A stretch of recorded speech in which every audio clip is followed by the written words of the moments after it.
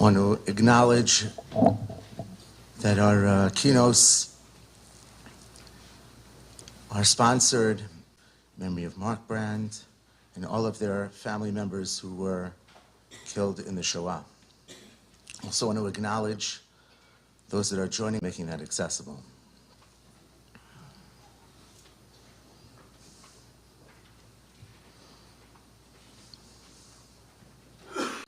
One that is felt not only in the sentiment of the day, not only in the emotionality of the tefillah, but one that is literally felt as to wear tefillin until after Chatzos on Tisha B'Av.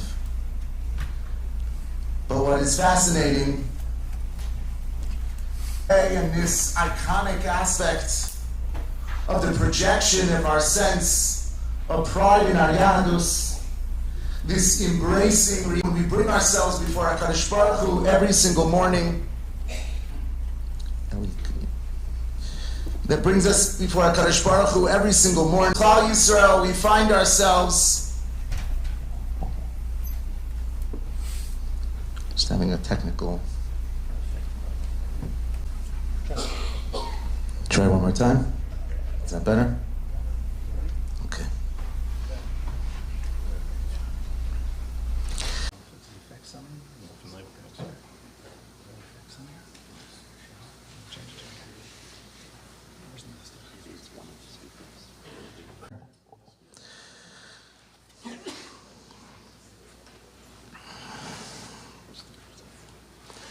That for most of Klal Yisrael, we find ourselves, and for most of us, we will not put on tefillin until the very, very final moments of Tisha B'Av.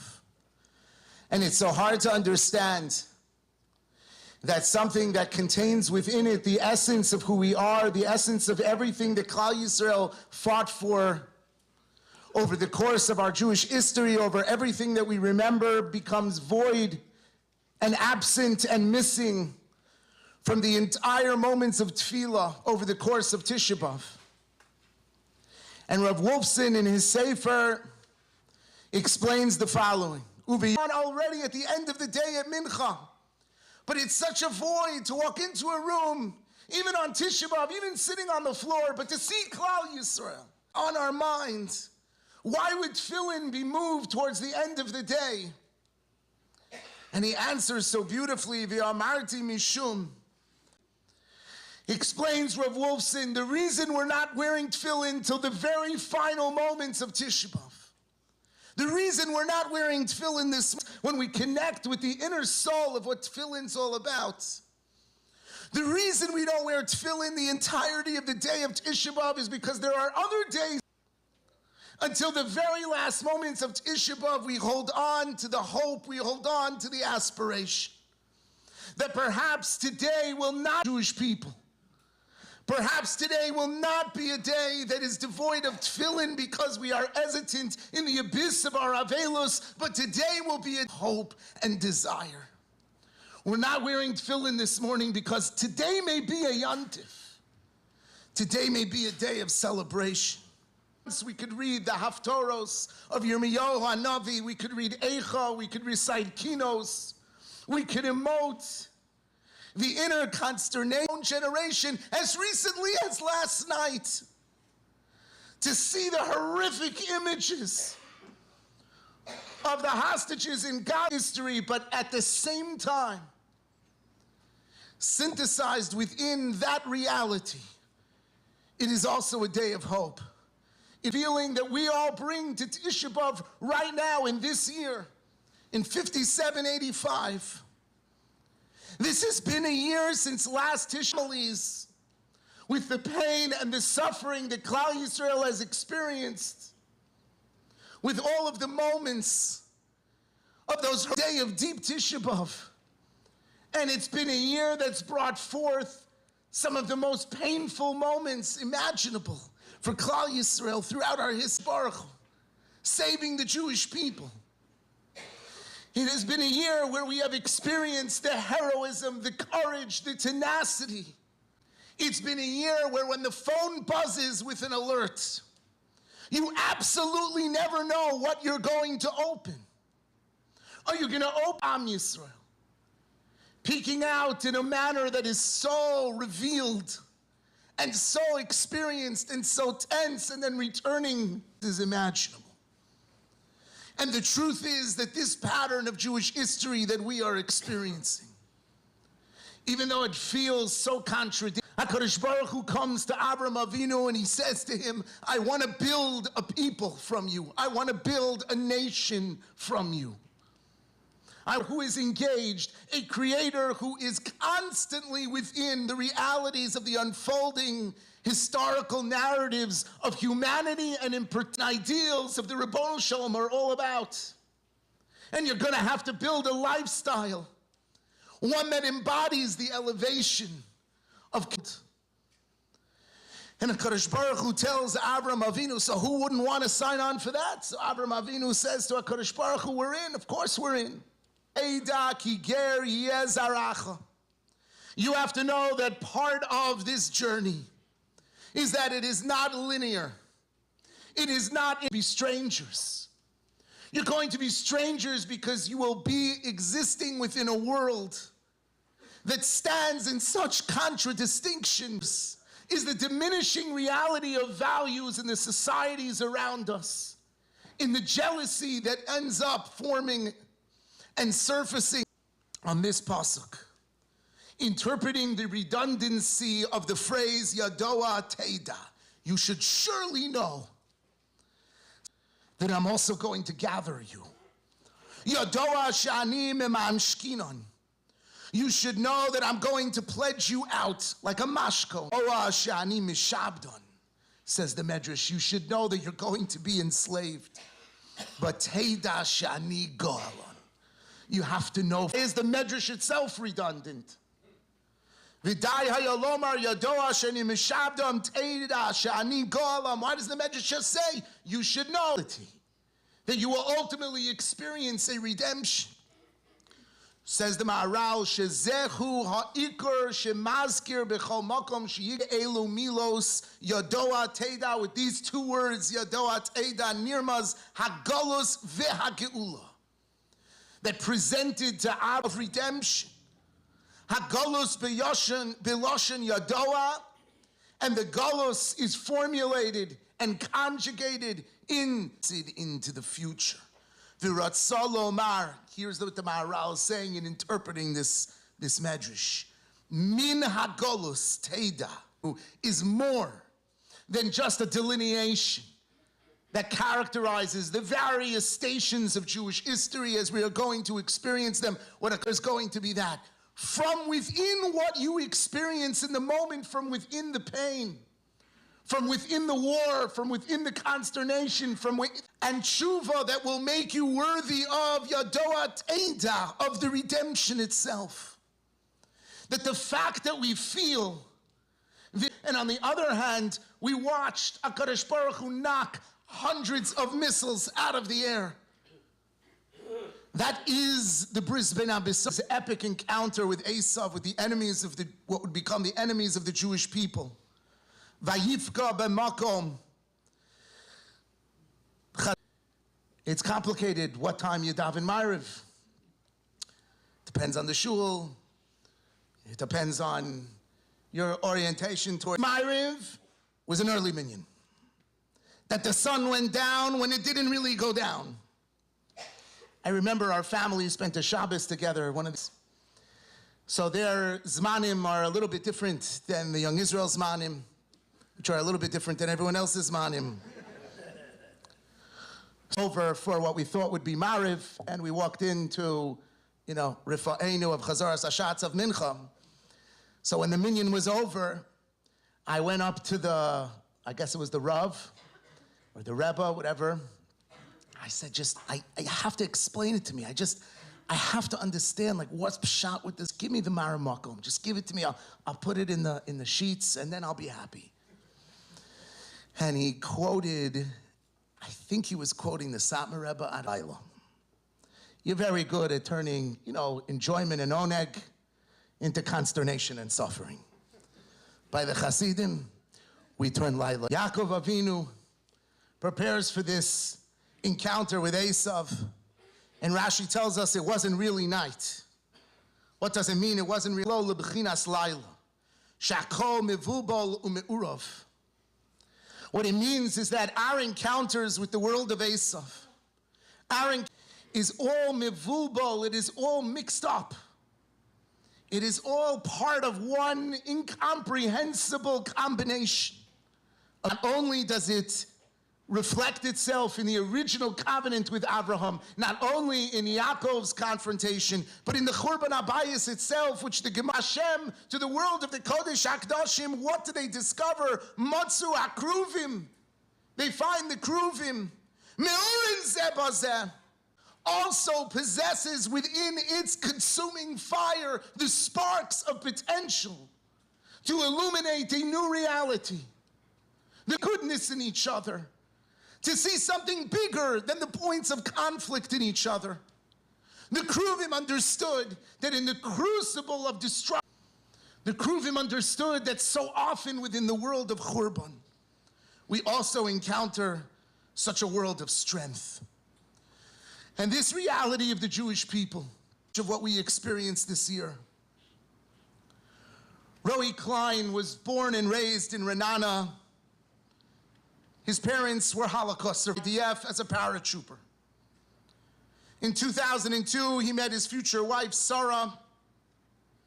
And we have the letter that he wrote, Floor, the next reality of the Jewish people, coming from such ashes of destruction. Yiratzon milfanecha Hashem eloch machsheves v'rageshes Yisrael mitoch ava ve'achva shalom v'reyus mitoch achdus mitoch hayedia li Yeshua l'geulason shel Yisrael. This is how he's communicating his thoughts and sentiments in anticipation of marrying his kala. Have a plan? No. His thoughts, his sentiment, his focus in building his home is on them, is on their values. Mitoch kach she'akoach Yisraeli hu even hayisod lehabinyan ha'uma kula. Mitoch achrat tznius, mitoch anava. The couple moves to the West Bank and builds a home in the Golani, and they were in southern Lebanon, and Hezbollah terrorists attacked their post, placing his life for the sake of his soldiers. And in the last seconds of his life, he musters the strength to scream, Shema Yisrael. A sefer that was put together by his friends and Rabbeim, with comments that he had on various sugyas and shas.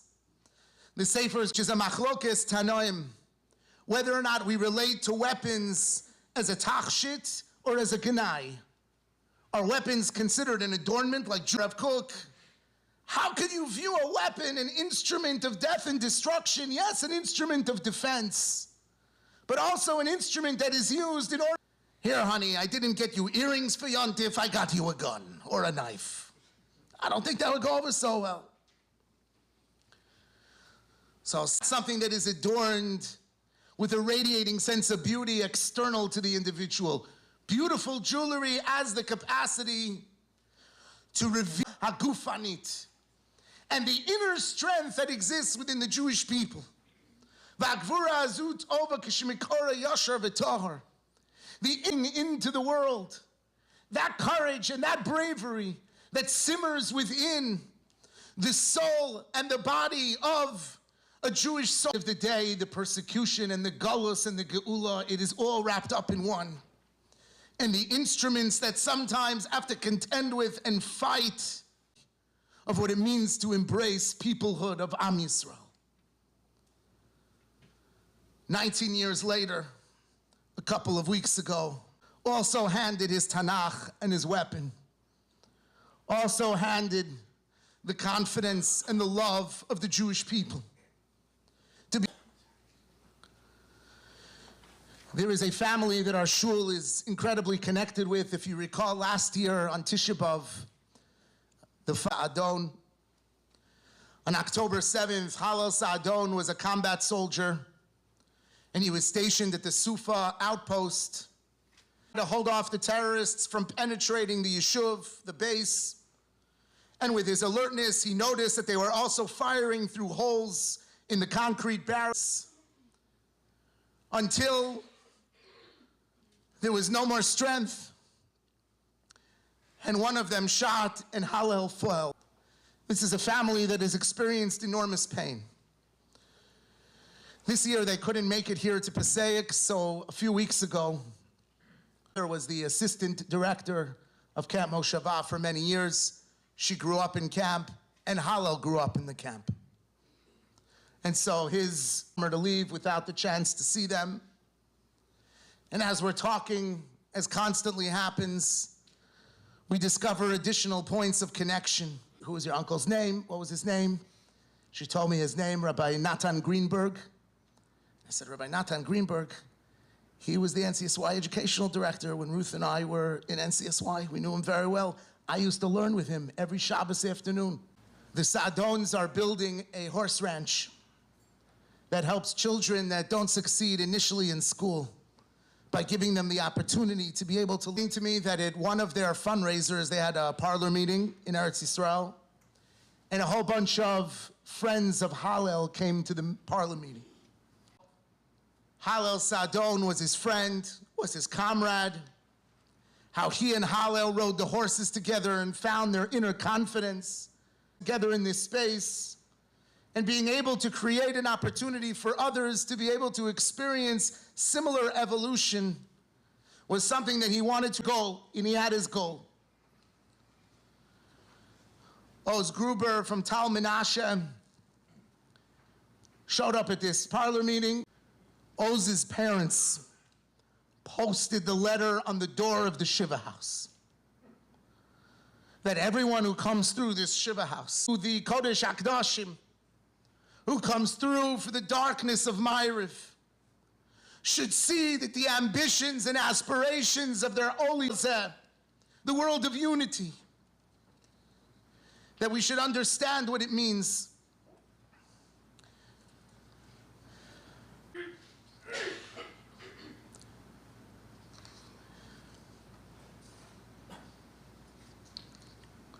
Tamir, their neck, as she and her husband sat at the Tekes Nishba, the oath that is taken by the soldiers, an oath then va'af lahakriv es chayai, and even to give my life lahaganat hamoledet ulecherus Yisrael.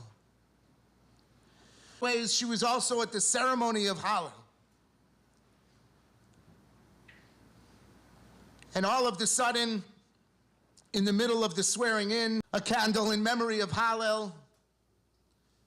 And she writes that actually shook her in terms of the meaning of these words, Va'af lahakriv es chayai, that all of the sudden these words have real meaning for me. The team spirit is so strong, while the dedication and send two sons that we love so much excitement and joy with Tamir and his way. So much sadness and longing and the void in the future of Israel as a whole in these crazy times. This time we got VIP seats for the whole family, and we have the front row seat so no one fell from the Nachal Brigade in this war. Timiri, our champion, we are so proud of you and we love you.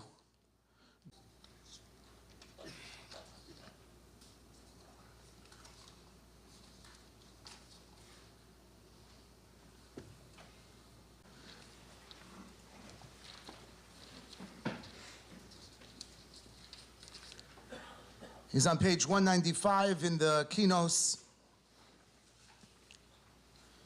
And it begins, as our entire recitation of KINNOS today begin, counterintuitively, not with a word that captures and depicts the kinetic energy and movement of destruction. Shavas means our joy has ceased. Suru meni shma'uni ochrai.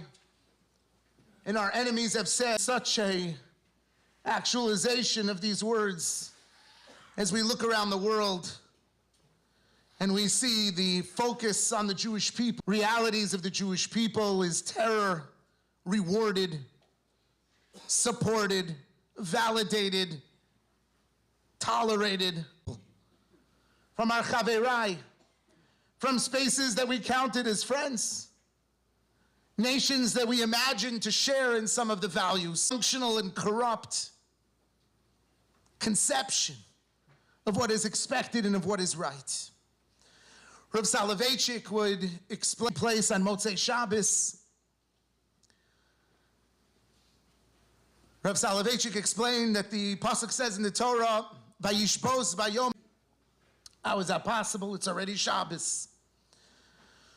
So Shabbos, says the Rav. Rashi explained he doesn't need myzmanim.com with the 6 opinions on the top. The moment that Shabbos begins, there's no confusion. There's an immediacy to the start of Shabbos. Not for us. We vamp to Shabbos. There, we have a pathway there. The Rebbe Shem knows exactly when Shabbos begins. And therefore, that's Vayishbos Bayom HaShvi'i, says the Rav. Rav Soloveitchik explains that the Churban came in a manner that had a certain sense of unanticipated arrival, shadowing experiences and events and moments that predicted it. It's not because there were not Nevi'im that told us it was coming. Area of Gaza. It was not because there was no one screaming that maybe the collapse of Achdus in the Jewish people had the potential to have the kochi v'yotzim yadi, the sense that we got this, everything's okay. We become impervious to any sense of a, and the terror is unleashed. It comes as shavas, it comes as a surprise, it comes as a shock. And for a few minutes, and that is a point of contrast between the way we describe Churban and Galus and with the terror. Churban comes when a missile lands and slams into the home of someone and a family is ended, to the experience of redemption, of Geula. Rabbi Chia v'Rabba v'Rabbi Shimon ben Chalafta hayu mahalchin b'hada ora. And they saw the rise of the shachar of the morning that was happening in this valley of the light. Amar Rabbi Chich, the Geula comes for the Jewish people. Betchila kima kima. In the beginning, it comes little by little. V'achar kach vayikach Haman es halevush v'asasus. V'achar kach u'Mordechai yotza melifnei hamelech b'levush malchus. Nekudos about redemption, about Geula. That number one, just like the dawn is gradual. HaKadosh Baruch Hu doesn't just turn on the lights, moves as part of our unfolding destiny. And just like if you're sitting outside and you're watching the sunrise, the world does not, because HaShachar is not something that's apparent to everyone at the outset. That very often, even as that sun comes up, if you're looking in this direction, but after a matter of time, the environment becomes so saturated with illumination that suddenly everyone appreciates the real darkness. And some are already privileged to begin to see the rising light. But the inevitable, as such a beautiful, radiating world of light. And we have that with the pain and tragedy of darkness. And his final point relates to what is a well-known concept that is explicated. Agam Berger was supposed to be stationed at Kerem Shalom. And at the last moment, they changed her assignment. And the very next day that she arrived at this base, as an observer at Nachal Oz, she was violently abducted. They asked us what it was, and they gave it to us, and we used it in our captivity. She describes how they celebrated the Chagim last night, this past night, Tisha B'Av, this year. She described how exactly 1 year ago, on the night of Tisha B'Av, she was in exile and help us grow. that the Jewish people have faced catastrophes that would have wiped out most nations, yet we endure and prayed, but they never surrendered to fear or victimhood. They knew they had a purpose. Every devastation eventually led, he never gave in to despair. I was kidnapped simply for being Jewish. I risked my life to hold on to who I am. I faced darkness of captivity into the soul of a Jew. We learned the Hebrew date, the 6th of Av. And from that, we stayed part of our people's journey. That means when we were sitting in this room 1 year ago on the floor, after taking our Tzom Kal pill, and all these things, we're sitting on the floor and we're trying to mourn the Churban Beis Hamikdash, and a little cracks here, a little thing there. So, and she describes that even underground, we stayed part of our people's journey. By strengthening our identity, reconnecting with our roots. The hatred against us isn't logical or intellectual. Our generation is living through a defiance. That's the victory. And above all, we must stand for the release of the hostages and to bring them home. Our most basic moral. Agam Berger is a phenomenal young woman.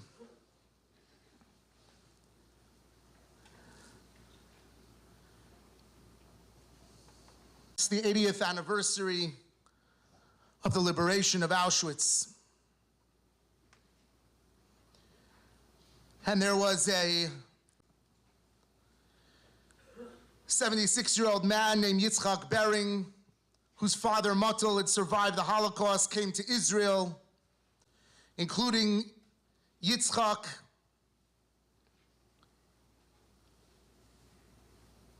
And Yitzchak recounted how his father determined.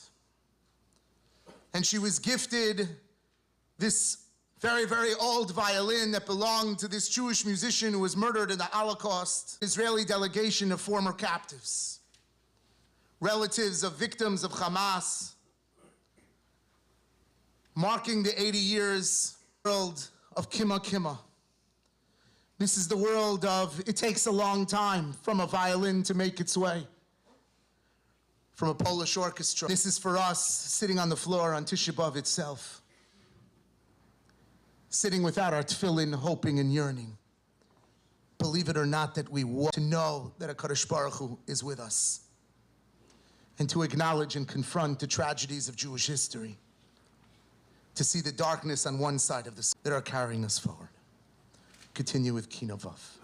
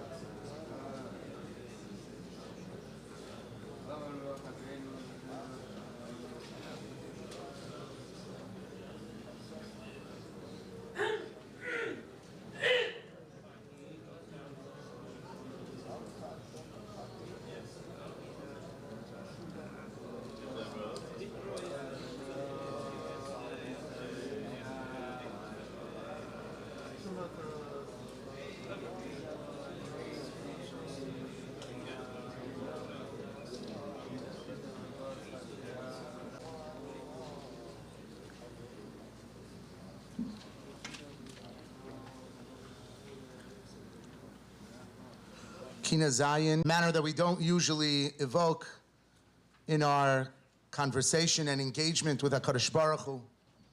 Eicha atzta be'apecha, how could you rush your wrath, ruining your loyal people at the hands of Rome?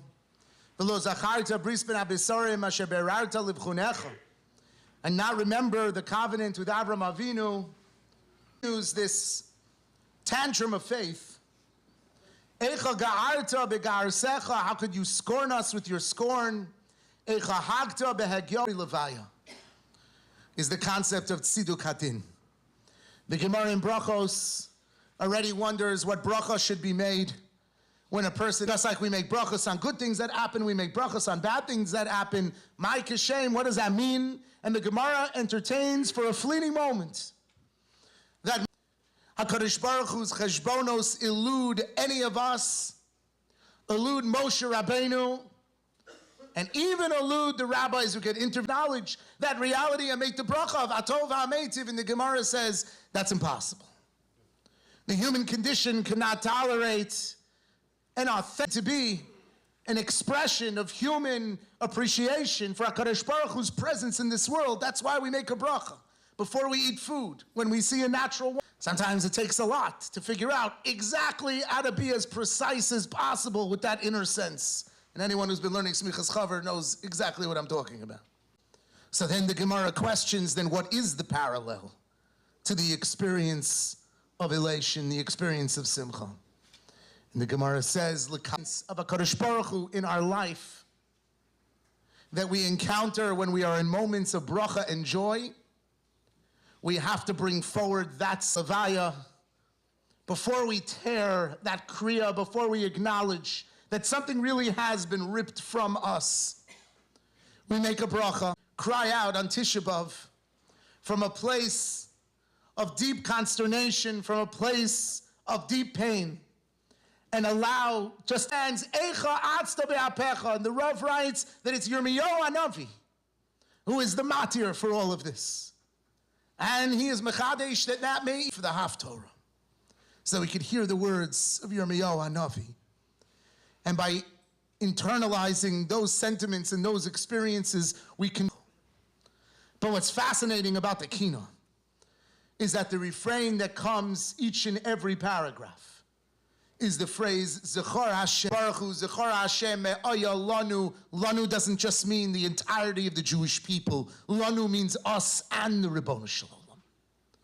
Remember, and in their tragedy, from the very first moments of Mitzrayim, when the Ribono Shel Olam comes to Moshe Rabbeinu from within the thorn bush. So it could be that with our consciousness and with our words that we are declaring and on some level on that we're not turning to you from Golus to your kingdom on high and saying with chutzpah, how could you do this?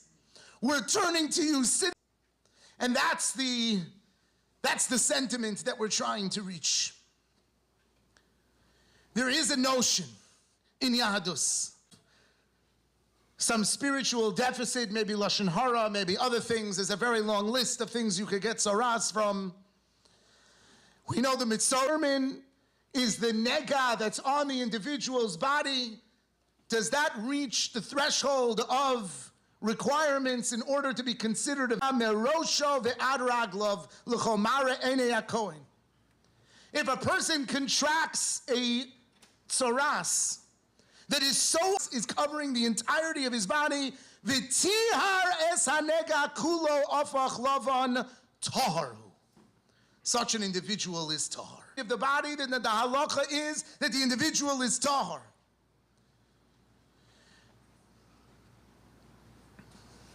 Explains the Ibn Ezra message to the individual that there's something wrong here. And you have a choice. You could continue to indulge the rhythm of your life, and you can ultimately make a change, and as a result, elevate yourself in sanctity. But writes the Ibn Ezra, when the mitzoras of the pain and all of the shortcomings are manifest in the entirety of the individual, the entirety of the person, there's no choice. There are no multiple challenge. Nigoyim on the landscape of Jewish history. And already from the Bris Ben Abisarim, we're told we're going to go through suffering, moments where we feel like the tzoras is b'chol ha'gufo. October 8th. It was hard to see any hope, any light, any. And they're not defined by statistics or by casualty counts, but by the suffocating grip that they place on the very soul of our people. Counterintuitive truth that sometimes when we hit the bottom, mima'amakim karasicha Hashem, something happens. Yadoa up to the world of Tahor Hu. The Menachem Tzion, a sefer written by Rabbi Yonasan David, explains in the Gemara that we quoted earlier. Yuma. The Gemara in Yuma says that the Torah depicts the Kruvim in opposite directions, in two different contexts. At one time, the Torah says the Kruvim face away from it with the expectations of Torah and mitzvos. When we are living the ideals of the Ribbono Shel Olam, the Kruvim face each other. And when our conduct and our sin to the Kodesh HaKadoshim, in the aftermath, in the echo of all of the Chatoim that created the foundation and the context for Churban Abayis, one would welcome. And yet they're hugging. And explains Rav David, Oskim Ata b'mechshavos shel, he writes, Rabbi, v'chol ma she'asid liYisrael v'asponim ekruvim zeh lazeh. He writes that often in Jewish history, when we hit that bottom floor, the opposite, we encounter the phenomenon of kruvim me'urim zeh bazeh. They knew that if Titus is in the room, it's over. There's nowhere. There were remarkable stories that emerged as hostages began to be freed, or emerged in a manner that she hadn't seen his entire life. He explained that he would recite small tefillos. Peter Pastor, someone who was interviewed, he saw them make a Bari Minei Mazonos. And so he started to make the bracha Bari Minei Mazonos. That he would make these declarations each and every day to give himself a sense of faith, to give himself a sense of connection. So many examples. We struggle so hard to find strength for growth. We need inspiration and we need opportunity to motivate us in our very busy and dizzying reality, to find within ourselves the strength to push forward. The avenue that emerges is when we encounter the tragedies of Jewish history and people can find without any of this an opportunity. We strip away our distractions and we're focused on what matters. That the mortality that we encounter through all of this and what makes sense. Or Levi was one of the hostages that was released, shared with the parents of Hirsch Goldberg, heroes of the Jewish people traveling all over the world, trying to raise a clarion call for the plight of those who are captured, getting him through this ordeal and this experience.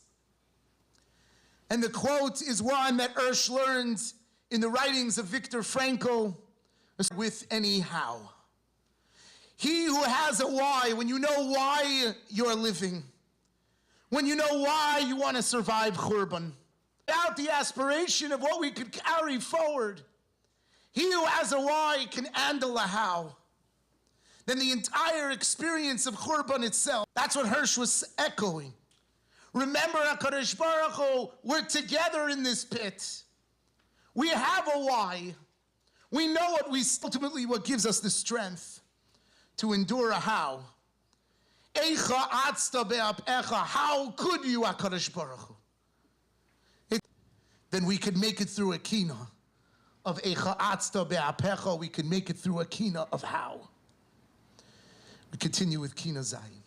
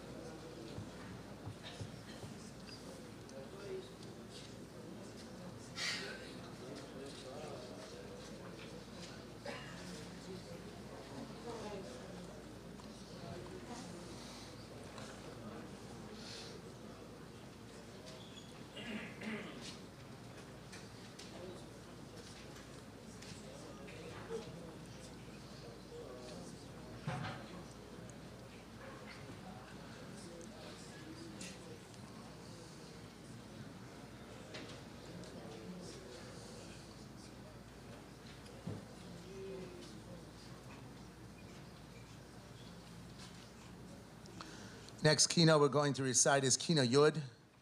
Echa Yashva Chavatzeles Asharon. How the rose of Sharon sat alone. The Dam Amron Mipni Nosei Aron. And the song of the Aron. Kinimsar Habayis V'Misarvei Maron. As the Beis Hamikdash was given away during the model of leadership within the Jewish people.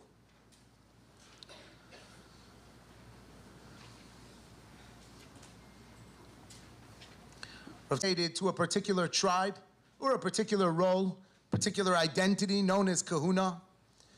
Explains Rav Tzadok that we imagine that the is to unleash their agenda upon whatever kingdom that they are ultimately in charge of.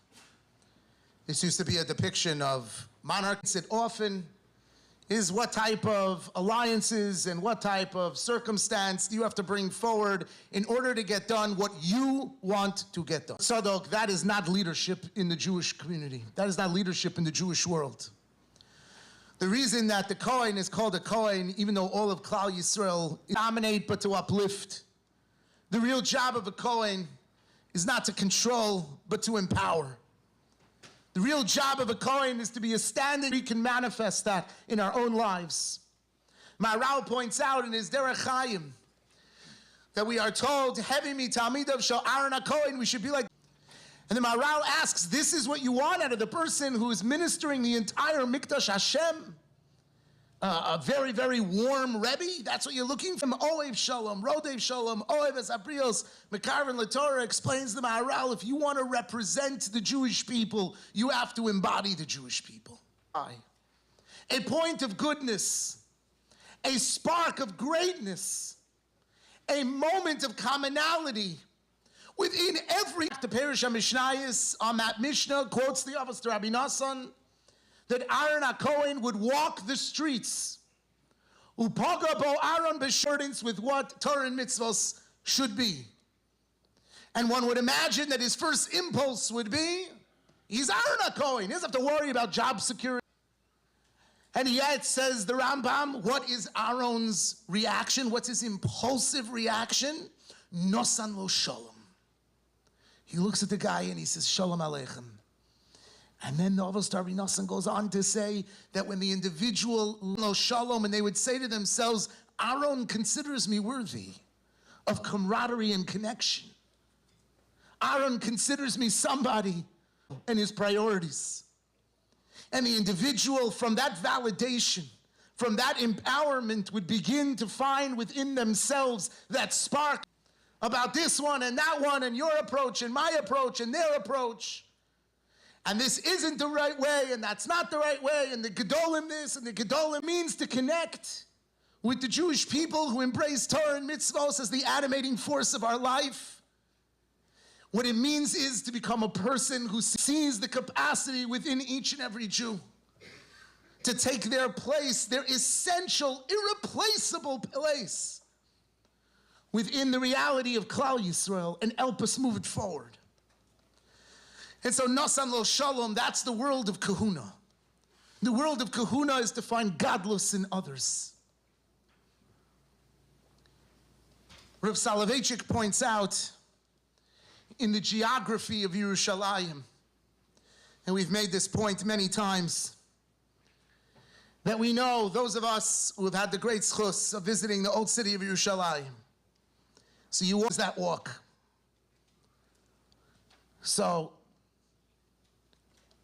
assuming you're being Mekayim Kibbut Avim by the menorah, a couple pictures, where the phone, there used to be something called a pay phone, the phones used to be, there used to be a stop. Hard, 20 minutes. The walls of Yerushalayim are penetrated on Shivasar B'Tammuz. 3 weeks it takes, 3 weeks.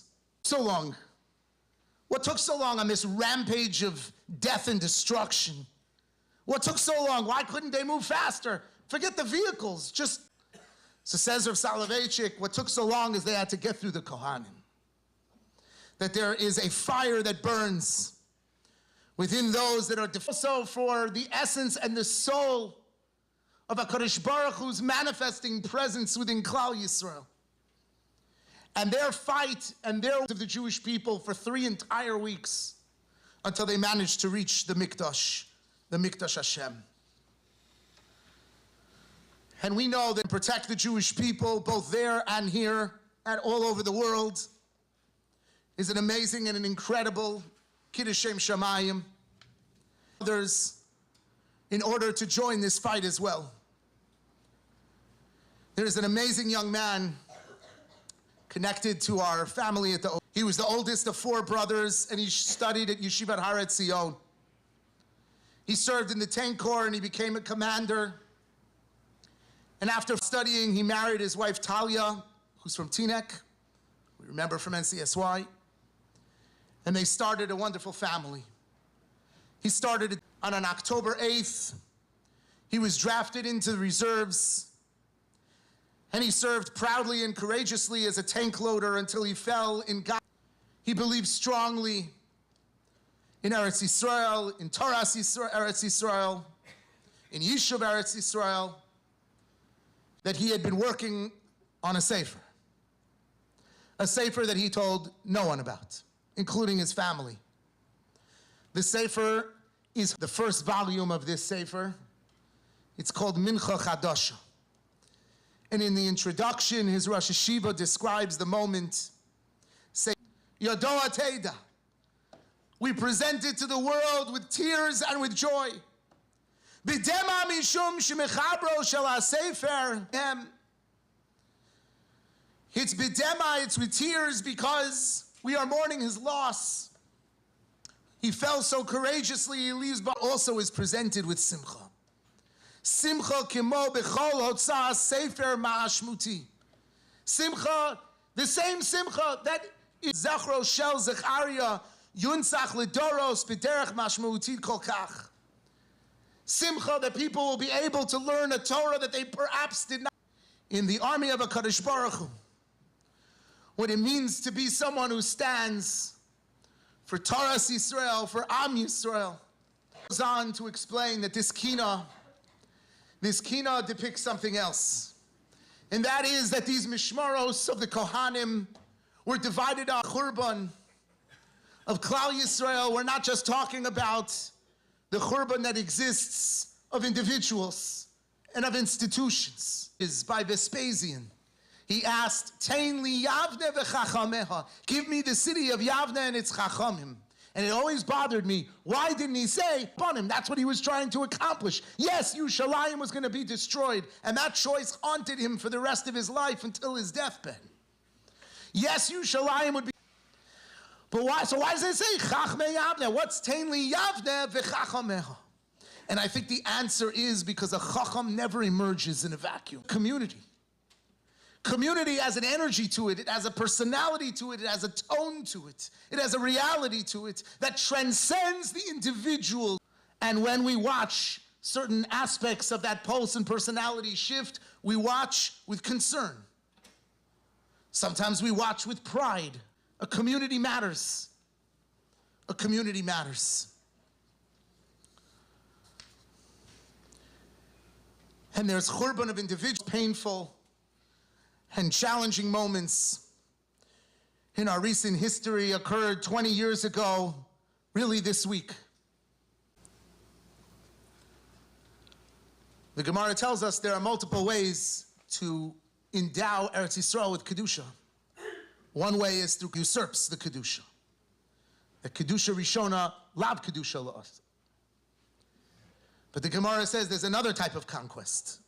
It's the conquest, even if someone comes in with force, the conquest of settlement endows a space with Kedusha that endures. And so it's so unbelievable, it's significant. Famously, the author of Karibon, Gaza's already in Shevet Yehuda, when they were forced to leave the area because of the Arab riots, and the British prohibited them from living in Gaza. Some Jews returned independence after a long siege. The settlers of Kfar Darom were evacuated and the kibbutz fell to the Egyptians. There was a small attempt to resettle Gaza, now being Kfar Darom. Ultimately, more than 20 communities were built there.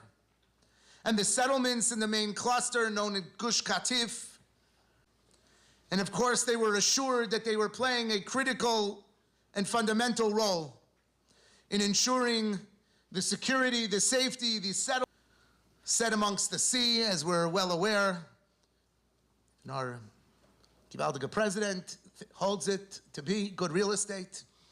In December of 2003, after the communities of Gush Katif had endured countless acts of terror, murder, who had been voted into office, certainly without this assumption, declared that there would be a disengagement, and in August 2005, ability for the future of Israel rests on my shoulders. I initiated the plan because I concluded that this action is vital for Israel. Believe me, the extent has many risks, but also a ray of hope for us all. With the help of God, may this path be one of unity and not division, of mutual risk palpable. We have personal accounts of the final Shabbos. A woman named Toby Greenwald shares spending Shabbos in Gan Eital.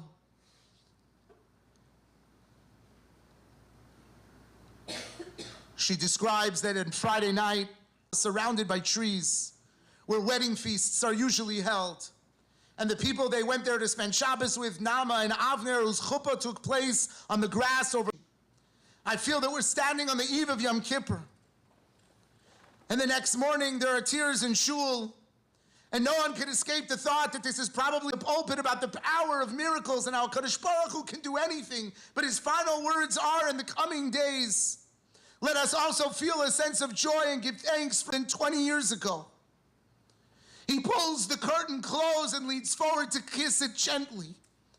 During the repeat of the Musaf, Amida the Kohanim remain up there for longer than usual, unable to part, knowing that this may be the last time that they bless their friends.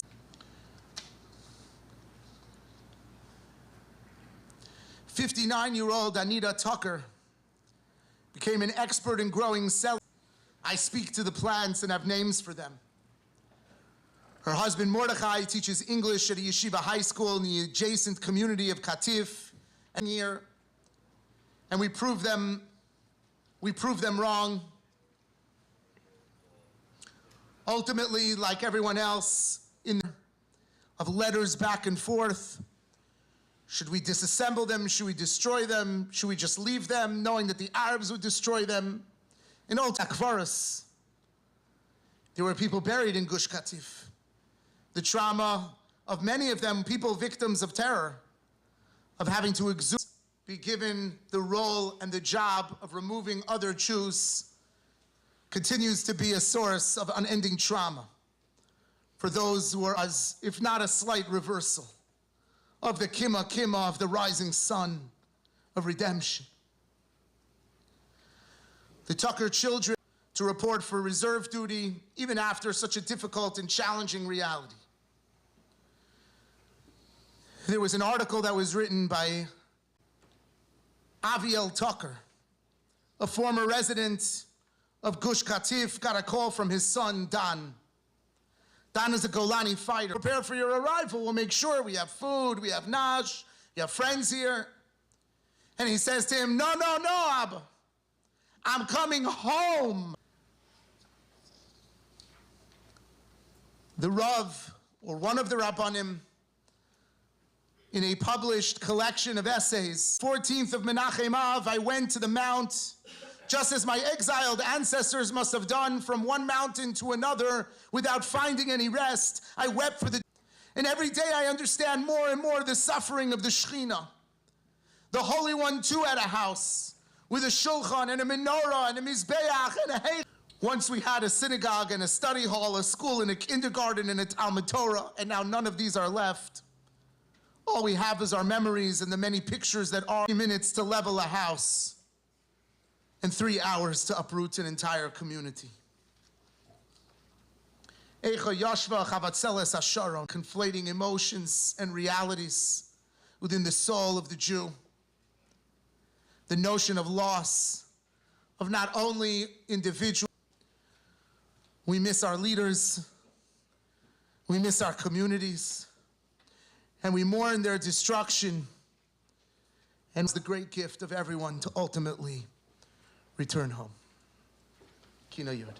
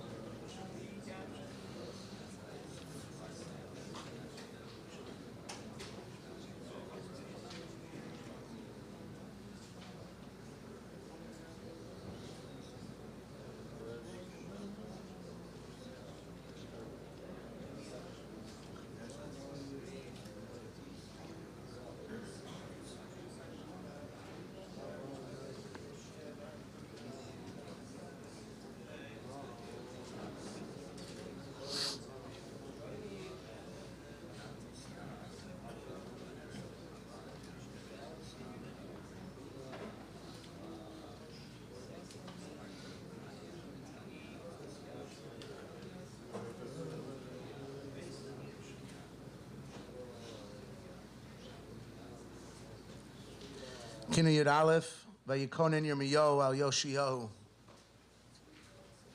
Rav Soloveitchik would describe this as one of the most authentic KINNOS, a kina that comes straight from a Navi. Vayikonen Yirmiyahu al Yoshiyahu. terror, ultimately assassinated by palace guards. And Yoshio takes over. He's only 8 years old. And we're told that for 18 years, he does not see a Sefer Torah. We literally have a Tinuk Shenishba running the Jewish people. Chilkiyahu discovers the Sefer Torah in the Beis HaMikdash. Yakim, who does not hold up the words of this Torah. And the Ramban explains, the Ramban wasn't in the part, just referring to the Melech Yisrael. And when Chilkiyahu shows this to Yoshio, he is unbelievably inspired, and he decides to inclusion in growth in Torah and mitzvos as there was in the days of Yoshio. And then things began to go. And often these nations are both hostile to the Jewish people. And who is in the middle? Who's in the middle is Israel. The leader of Mitzrayim through your country. That's all we want. We just want to use the road, not the one with the toll, right? We want to use the free one, right? Just let us go straight up the country. You know, imagine, you know, in the United States, we have a country to the south of us, and we have a country to the north of us. So if Mexico wanted to wage war on Canada, so Yoshio, he's the king of Klal Yisrael, and he says, there's no way I'm letting him do this. Why? Because Yoshio believed of the blessing, Cherev lo savu ba'artzachem, that not only would you not be attacked, but that a sword would not pass through. We've had advancement. But the condition, the spiritual condition of Klal Yisrael is not exactly where you may perceive it to be. As the Gemara explains, people still hated, the doors would open, there would be no presence of Avodah Zarah, and when they would close, they would be featured there for the people in the homes to be able to worship. When we look at our community and we look at our society and we look at our religiosity, and we should, with great pride, we become complacent to the notion that sometimes there are underlying values that behind closed doors are actually sensed as somewhat of a distraction for what Yoshio is killed. And as he dies a very horrible and gruesome death, 300 arrows fired into him, his last words are, it's not just a kina on the loss of this leader. Yirmiyahu's kina on Yoshio is a kina on the potential of this leader. Prevent the Churban Habayis. Yirmiyahu recognized within Yoshio unbelievable aspirational powers of vision, sense of grandeur. Yirmiyahu is devastated because this is the last light before the descent into the abyss that would ultimately of Yerushalayim and the Makom HaMikdash. But Yirmiyahu recognizes that there are individuals who their loss represent the darkness. The Ma'ariv could have become a Shachris where the sun could have risen. But it's as a result of our own complacency and our own about the individual. And we know that the KINNOS of Yirmiyahu are so poignant, especially in Eicha, that middle perek, Ani HaGever. I'm the one that witnessed on the Jewish people. A story is told by Rabbi Soloveitchik that when Anwar Sadat was deciding whether or not, to him, I have total confidence that we're going to win. And he says to him, what makes you so confident? And he pulls out a heat. And Sadat says, the words don't matter, just look at the picture. It's a picture of one soldier that they lost. Our country is mourning the loss of one soldier. And he says to him, if this country can be brought to its knees with the loss of in strength through the casualties that are inevitable with war. What Sadat did not understand is, and the same focus that we have on every individual who's lost to the world of Churban parallels to our love. And in 1948, when the state was declared, Chaim Weizmann He made a declaration, he made a statement. The state will not be given to the Jewish people on a silver platter. The silver platter. The toll on Israel in the War of 48, we lost 6,373 souls. And Nathan Alterman composed a poem that's read all over Israel on Yom HaZikaron, and it's called The Silver Platter. Uniqueness of the miracle. Readied, they wait beneath the moon, wrapped in awesome joy before the light. Then soon a girl and boy step forward, day and fired night. Unwashed, weary until death, not knowing rest, but wearing youth like dewdrops in their hair. And they reply, we are the silver platter upon which the Jewish state was served to you. Behind, letters that give insight and appreciation of Vayikonen Yirmiyahu al Yoshio. Insight, commitment, and courage, and the ability to move the Jewish people forward. Ben Zussman, 22, from Yerushalayim, than me right now. I am happy and grateful for the privilege of defending our beautiful country and people of Israel. I won't allow you to sink into sadness and of the country. Yosef Gitritz, 25-year-old high-tech entrepreneur from Tel Aviv. Dear people, and I have no regrets.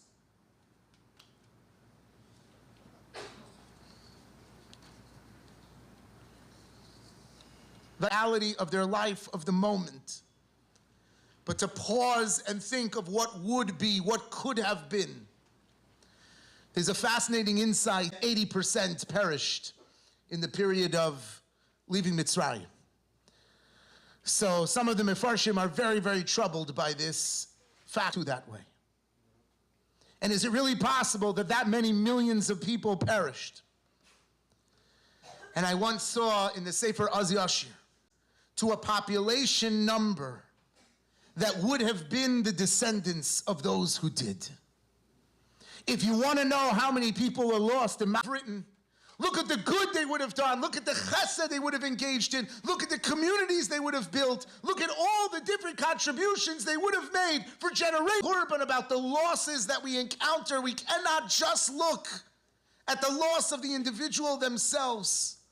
And especially when we're given such engine for Klal Yisrael, who knows what would have accomplished if that had been pointed at the binyan of the Beis HaMikdash and not its Churban. Our experience of Tisha B'Av, of our experience of Churban, that their story, that their contribution, that their reality speaks to us. KINNOS Yud Aleph.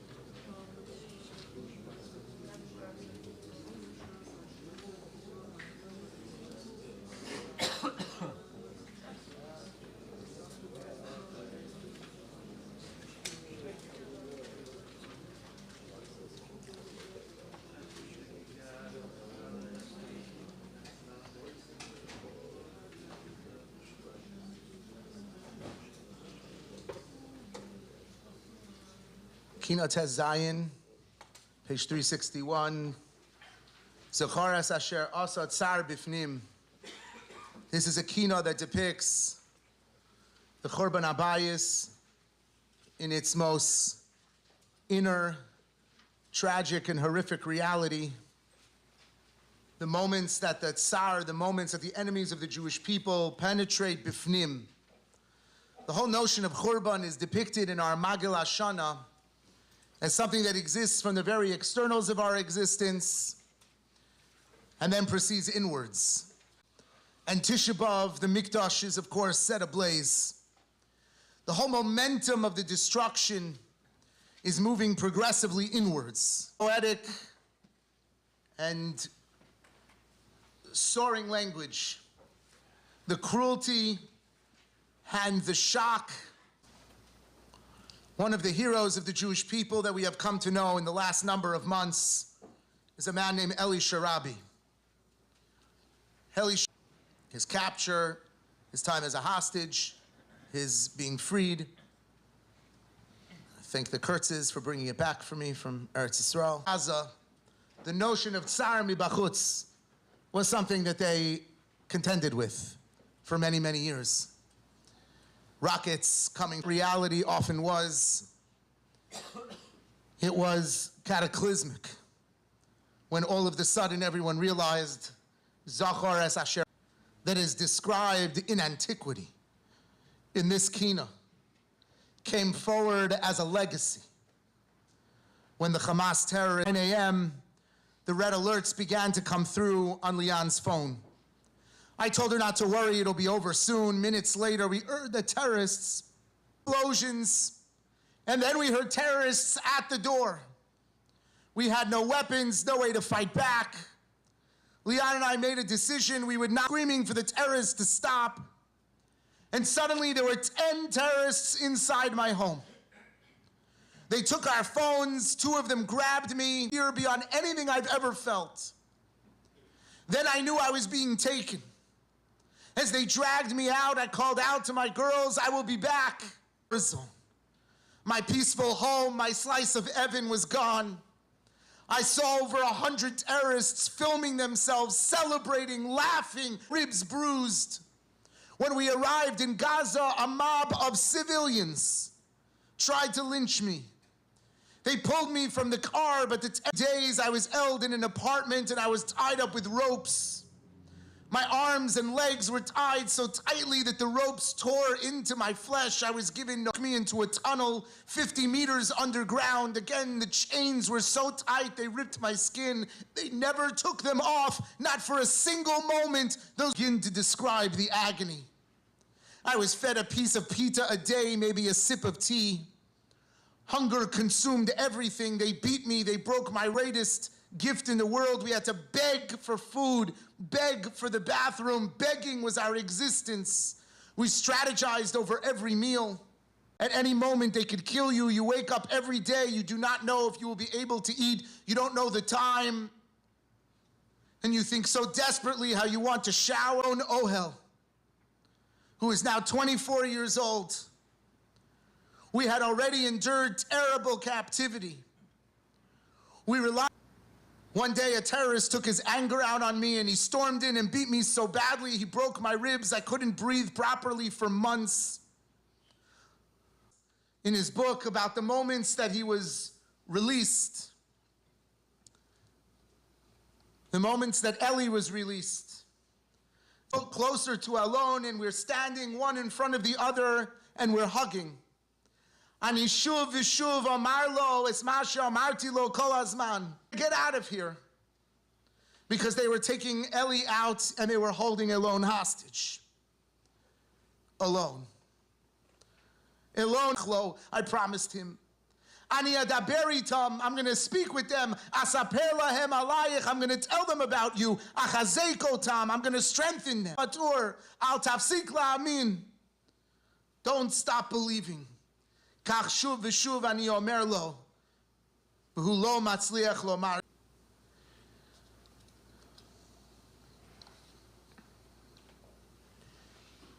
Elisha Rabbi was released on February 8th, 2020. Excited to see his children, knowing very well what the ultimate outcome was. And terrible ceremony that Hamas set up. He describes how he was determined to do exactly what they said because he did not want to deviate from this. He wouldn't be able to describe where the tunnels were that were holding the hostages.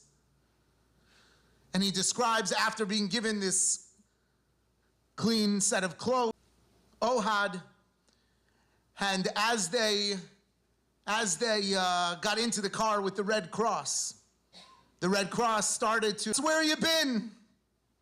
He shoteket. Gama nahag shel liyada shotek. And she was silent. Tem alai. We didn't hear from you, we didn't see you, you didn't worry about us. Lo igatem levaker, you didn't come to visit. Eifo hayitem, where were you? Let us come. He describes the final moments.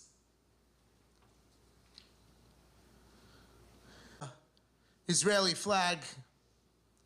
And he walked up, he got into the car with the soldier, Shalom Ani Elisha Rabbi, when they were going on the way to meet the soldiers. Anachnu mitkarvim linikuda hatzahalit. I finally saw an Israeli soldier. Roes adegel kachol lavan.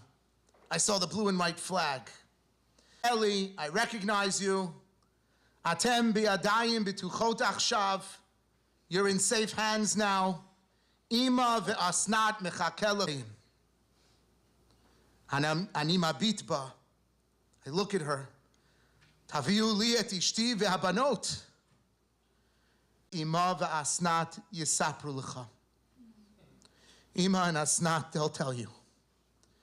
Ima ve'asnat yisapru li.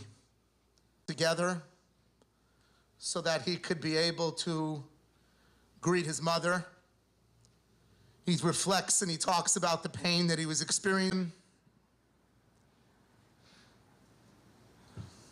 Ani mishuchrar, ani chovshi, ani ba, and here I come to what it was like to finally see them. They asked him before he came out if he wanted to wear an Israeli flag and towards his family. And he writes about how he reflects in the very, very end of the book, in the very last page.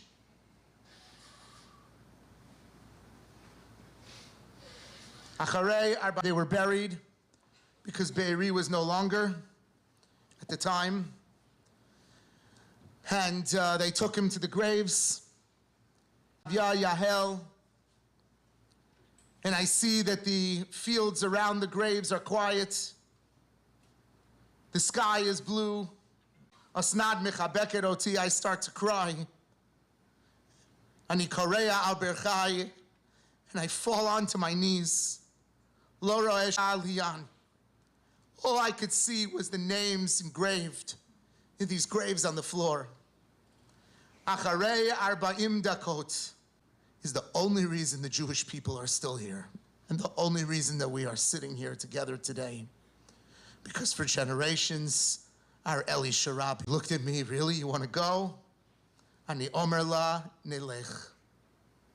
Ani misamen lekulam. Zehu nigmar. Towards the exit of the cemetery. Zehu hatachtit. This is the bottom. Ra'iti ota. Zochar as asher asa tzar bifni.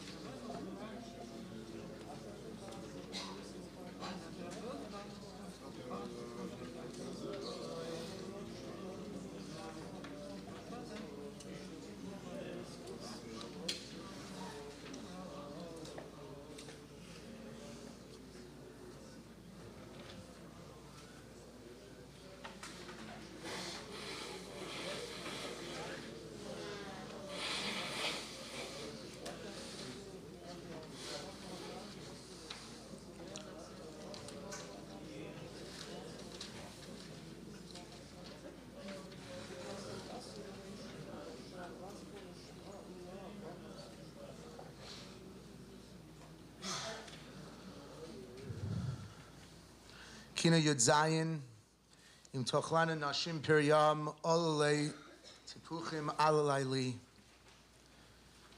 This is a kina that, in graphic detail, depicts the horrors of Churban. Horrors that are unimaginable. Horrors that are seen just biblical in their historic reality. In horrors, some of which we have encountered. For citing the pasuk, "K'maseh Eretz Mitzrayim asher yishavtem bo lo sasu, u'k'maseh Eretz Canaan asher ani mevi eschem shama lo sasu b'chukoseyam lo seimdu." And Rashi explains that they are singled out because of the depth of their decadence. And the Ksav Sofer asks a very simple question: anything that the Bnei Eretz Mitzrayim do, or the Bnei Eretz Canaan do, any of their masim that are provided to Klal Yisrael. And the Ksav Sofer explains that this isn't about the particular violations that are standing, that the Jewish people do not look to others in order to concretize our framework of our issues that are brewing, that motivate nations to comport themselves in such a way that even when we're aligned, we're not the same. Profanity. Hamavdil ben kodesh l'chol ben or lachoshech, and ben Yisrael la'amim. There is a division, there is a havdalah. It emerges not just as a ideology, and not just even as a culture, and not just as a manifesto. When we remember that the civilians on this side and the civilians on this side, we're not the same. We're not the same. The parents on this, it's not just the horrors. And it's not just those that execute on these barbaric acts. There is a fundamental particular contexts that we find ourselves. And we have to remember that here in Golus America. Because here we in Kingdom are not the same. And our commitment to goodness and their commitment to goodness are not the same. But it's not ultimately built on a foundation of surrender and commitment and loyalty to a Ribono Shel Olam. But all of a sudden we can encounter, even in our reality, even in the United States of America, an ascending anti-Semitism. They are not us. Lahavdil ben kodesh l'chol ben or l'choshech ben Yisrael la'amim. We expect more of ourselves. Even when pushed, we expect of ourselves not to respond the same way. When those who lash out because they've from the mainstream of Klal Yisrael is ferocious. Because there is a certain anchor that we have in living our lives of society and of what destruction can do. And this is something that we've seen. The Bibas in October of 2023, the end of October, only a few weeks after the war began. It was actually, I think, even before, striving to give expression to the pain of the Jewish people of Israel, and a disproportionate number that was constructed out of an iron cage. I remember seeing a table that was set. I remember seeing the playpen that was set up.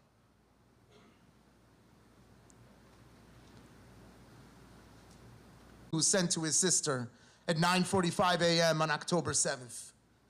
He had been texting on and off for hours with his sister, describing the waves of Hamas. Shiri grew up in Nir Oz. She worked as a teacher on the kibbutz. He was described as fun and obsessed with Batman, as we're all familiar with. And then Kfir, described by his relatives as a laid-back baby. And his sister would joke that the family called Ariel and Kfir the first Yemenite redheads. Shiri and Yarden were tired of the rockets. 6:30 a.m. he wrote of the rockets Ofri described of October 7th. And throughout the morning, as thousands of terrorists invaded Israel, Yarden updated his sister. He and Shiri were trying to keep the boys quiet so that the terrorists wouldn't hear them, but they were kids, they were babies, and they were too young to be silent. And there is a fight, the terrorists invading his home. They injured Yarden and they brought him into Gaza.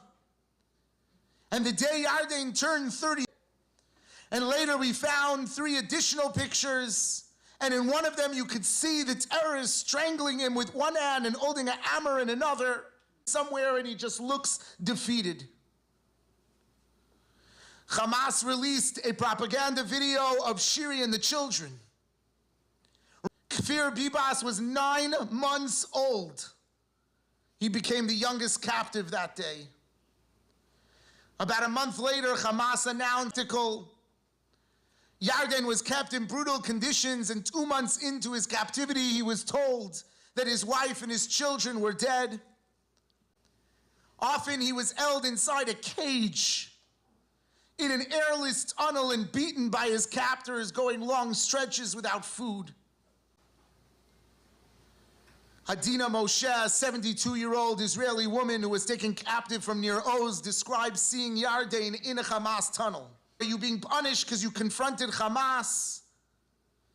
Yarden asked her if she had any information about his wife and children, and she did not. They released him with the definitive fate of his family still unknown.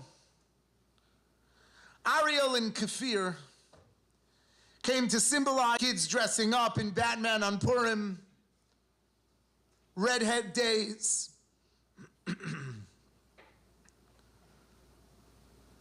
Who could forget those days? Those days that seemed like total darkness. That Shabbos that we felt like. How many kapitlach of Tehillim were said for these 2 children whose future never came to be. When the Israeli officers opened the coffin of Shiri, they discovered that it was not her, just elongating the pain by the brutal and horrific and murderous hands of Hamas themselves.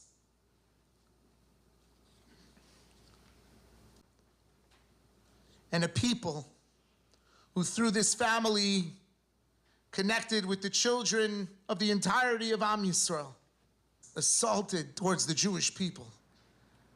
The invasion of their home, the capturing of the family, the terror inflicted in the moments, all of this revealing the essence of evil that characterizes and underlies we wouldn't daven for, that we wouldn't dress up for Purim for, that we wouldn't do mitzvos for, that we wouldn't build schusim for. Heart-wrenching dimensions of the KINNOS of this period of Jewish history. But they also rallied HaKadosh Baruch Hu that may not have resulted in their salvation, are accumulating for a broader salvation that we will want.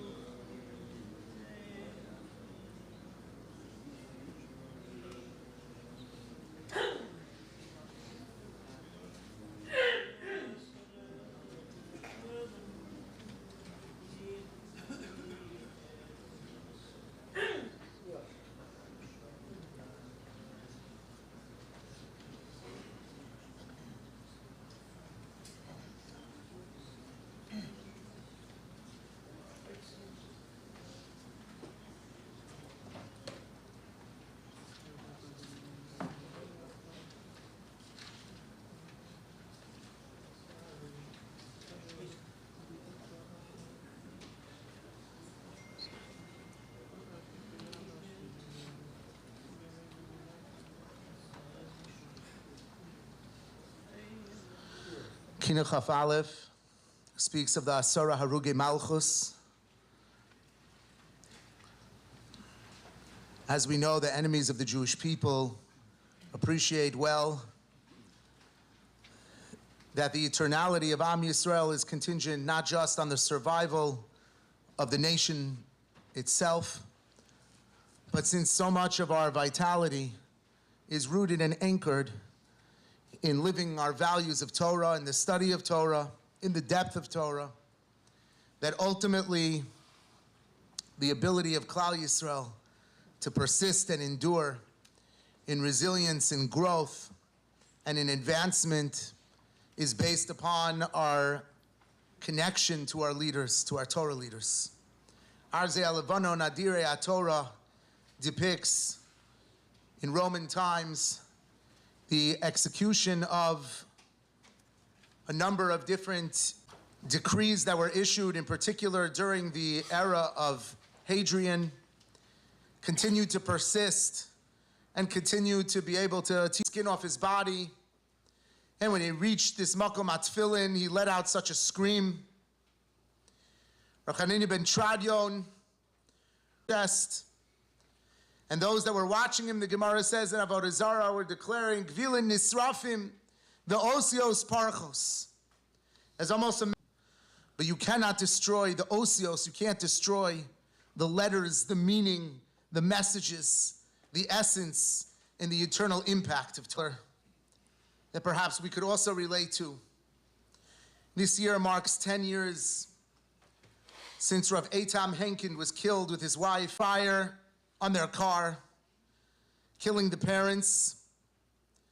Something happened and the children were spared, 4 young sons, including the children of great Marbitze Torah, both Eitam's father and his mother, who bring so much Torah into the world. Eitam Henkin in the history of Halacha, and we have a number of his Sfarim, a number of his articles that he had written before the attack. Even in the Sefer that was published, Eish Tamid, Sefer that explores aspects of Hilchos Shabbos, the Hakdama of Eight Sifri Eish Tamid, with great joy and with great trepidation, I bring forward before the students of Torah and the scholars of Torah my Sefer Eish Tamid, Al Hilchos Shabbos, Yivku Ha'avelim Al Hayshufra, HaMechaber Hashem Yimkom Domo, of those that we've lost. And so this Kina of Arzei Alevano Nadire HaTorah captures not only the loss of Mesorah, recreated and reconstituted and regenerated with great difficulty and often a lot of confusion because of the particular suffering of the Gaon, that it's true that these individuals live their lives and they are so precious and so treasured and so necessary, so compelling and so vital, and within everything we bring to our world of Torah. KINNOS Chaf Aleph, Arzei Halavana.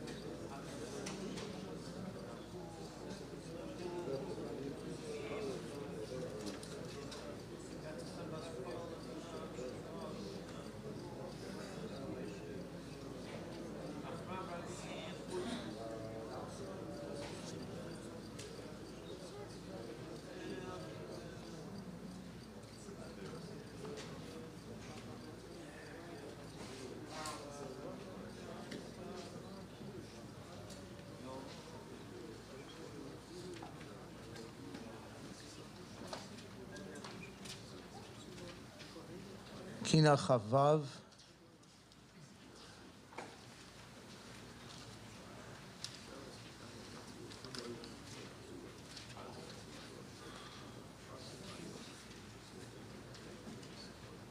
Oh, Kivrei Avos.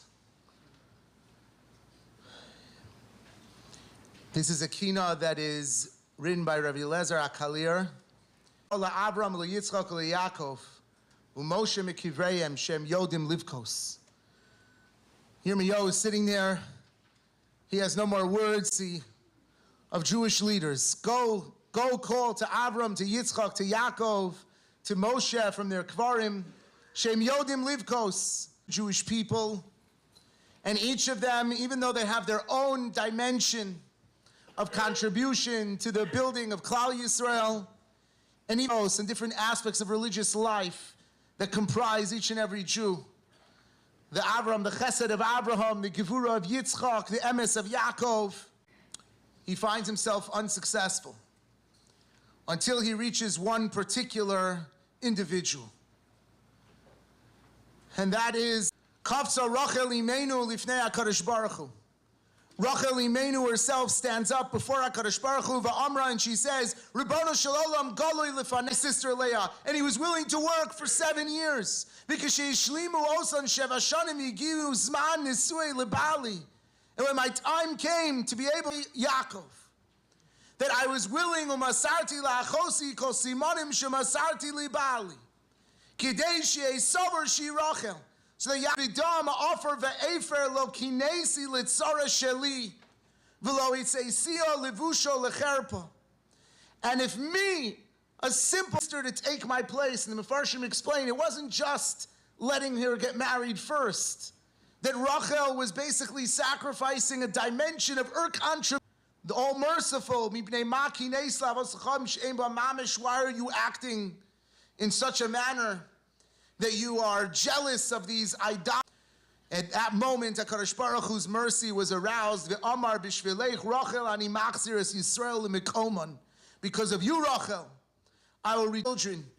Mini kolech mi bechi be'einayich mi dima ki yesh schar lefulasech v'yesh tikva la'acharisech. There is hope. V'shavu Baal explains that Rachel was willing to give up a piece of her destiny for unity. That Rachel was willing to that she didn't need it for herself. And that Rachel therefore becomes the selfless one of our avos and imos instead of Maras HaMachpelah. Maras HaMachpelah is for those whose destiny has been reached. Rachel is always on the road. And to empower and to support and to care for and to love the Jewish people as we make our way to and journey. And not to necessarily live for the outcome. That is the schus of Rachel. Kfar Aza. That morning he was stationed at an IDF base east of Ashkelon, and when the attack began, he and the rest of his team were Amichai's commander, Eli Adani, was shot and seriously wounded, and Amichai pulled him and got him to an evacuation vehicle, giving up of his destiny in order to help someone else with a volley of bullets, and neither of them survived. And I still can't cry about you. I'm not there yet. I haven't yet completely grasped that we won't ever speak again. Although I'm strong when fighting the monsters outside, I was 13 years old. And mainly not letting myself break, I'm constantly looking forward, but every time I close my eyes, I see you carrying our injured commander. Difficult hours, your eyes were always combing the area, searching for how to do something for someone else, to support whoever needed it. And your heart, your massive heart. After the war, the first trip I take with my wife will be to see your parents. I'm gonna hug your father for you. And I think it's best, he writes, being different. You saw her as a real friend. Every experience we had together, you would say you needed to tell your mom. We were often surprised by your relationship. You would answer. I couldn't hear very well because of the horror all around us, so you shouted to me, remember for whom and for what we are fighting. And even more than your words, I remember the lions surrounded by a burning hell. There was a moment when my knees buckled. All the commotion around us was beyond my capabilities. But then I looked in your direction. I saw you, soldier, go into a house. And you and I take cover. I was a bit scared. And in battle, you're not supposed to be scared. You're not supposed to think about the fear, but you were there, and I draw strength. You in every breath. You and God were best friends. Maybe even better friends than you and your mom. You had internal knowledge that there is a leader of this world. What is true humility, internal, and what it means to love your fellow man, to love your homeland. I'm thinking again and again, how in the weeks before your death, we talked about a civil, and that's the starting point. Amichai, you were like a brother to me. I remember the moment in which you understood that the commander had been wounded, and without thinking through his wounds, and you hope and pray that the rivers of blood would stop, and then came the end, massive fire in our direction. You didn't even manage to say I've been id, and then that a letter from the team, and that's it. Since then, more than 45 days have passed. Every morning, I quickly donned tefillin from my wife, but my wife would agree on this point. Sometimes I even think you are an angel in the form of a man. I'm sure that your light will continue to shine. World. Brother, I miss you so much. Husba haloch yirmiyo kivrei avos.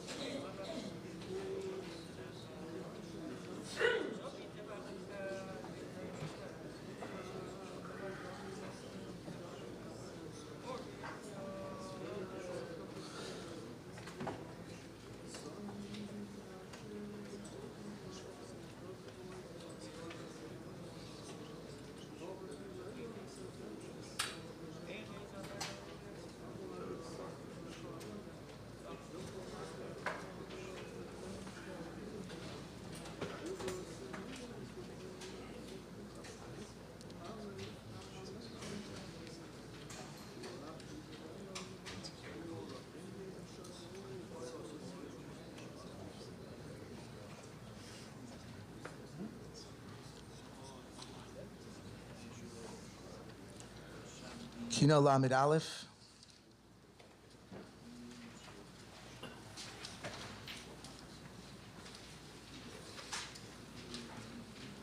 Ishtukad bekirbi ba'alosi alibi b'tseisi mimitzrayim b'kinim ha'ira leman haskira b'tseisi mirushalayim.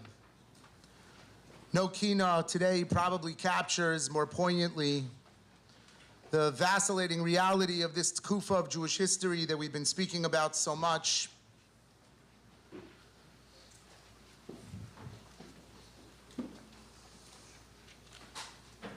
Who would have imagined 2 years ago the pain and the tragedy of hostages, of people killed in their homes, killed in the fields, killed at a concert?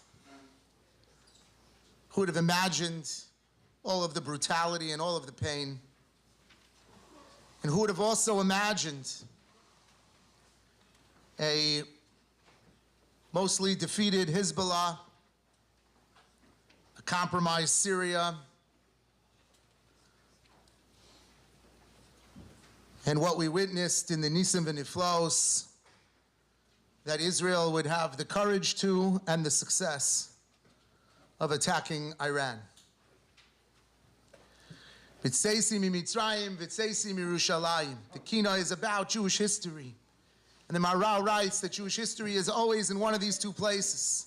It's B'tzeisim Mitzrayim, it's in a place of redemptive energy, and it's B'tzeisim Yerushalayim, in a place of tragic energy. And the convergence of these two is part of what creates the cycle and the spiral of our historical experience.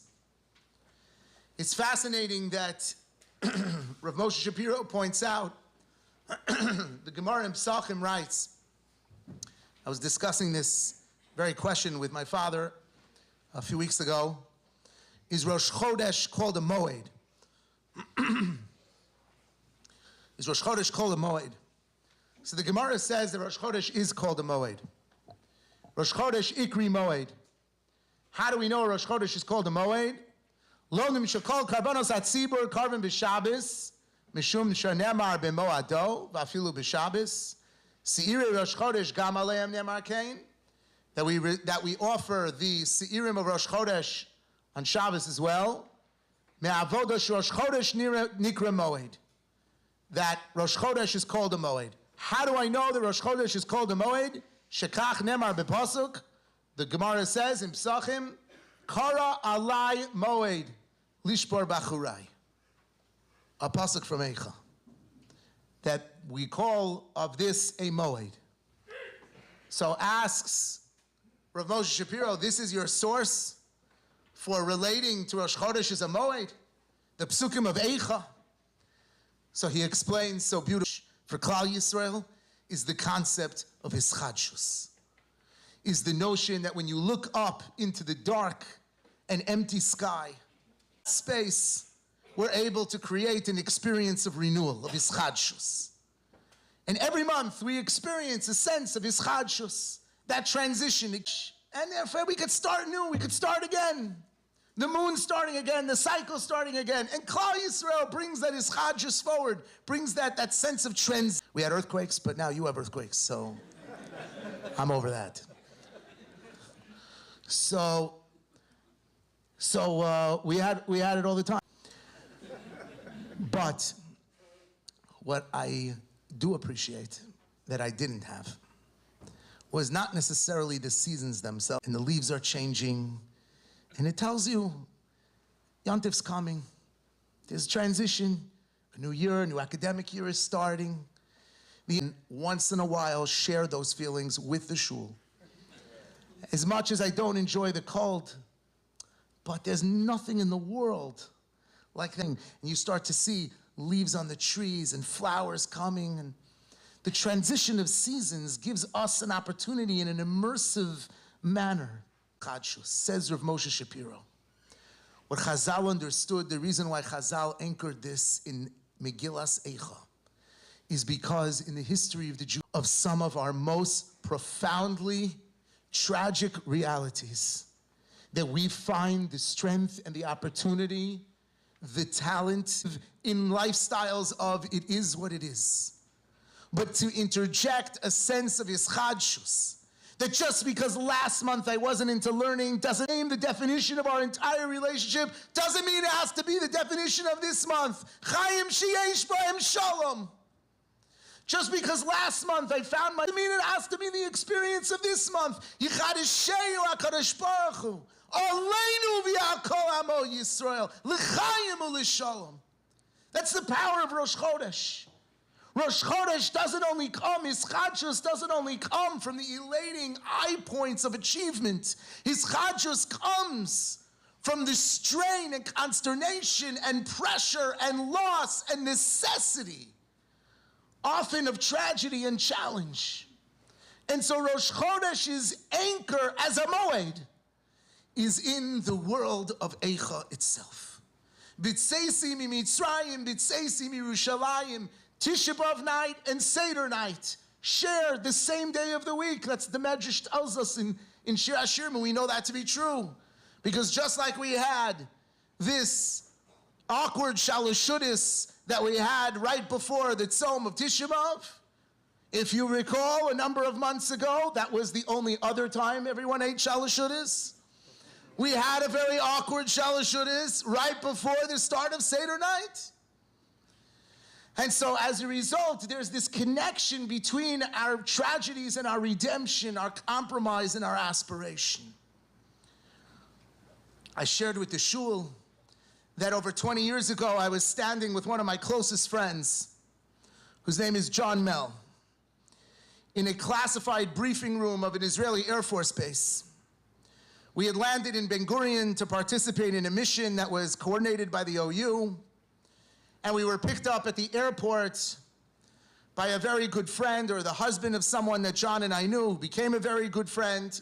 We'll say his name is Ilan. And from the airport, he decided to take us to his base.